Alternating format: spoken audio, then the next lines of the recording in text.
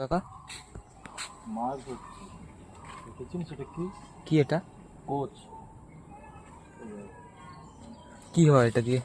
মাছ ধরছে, ওর সামনেটা দেখ এবার। দেখেছি যে মাছ বাঁধে, এই যে এটা। আচ্ছা, এটা কি ছুঁড়ে মারতে হয়? হ্যাঁ, মারো একবার দেখি। ধরো মাছ তো আসলে এই যে মাছ, এই যে ক্লিয়ার স্যার, সাপোজ এই যে মাছ, হ্যাঁ এই যে দড়িটা দেখেছিস? হ্যাঁ।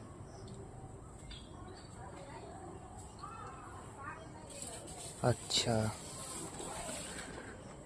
এখন স্টপ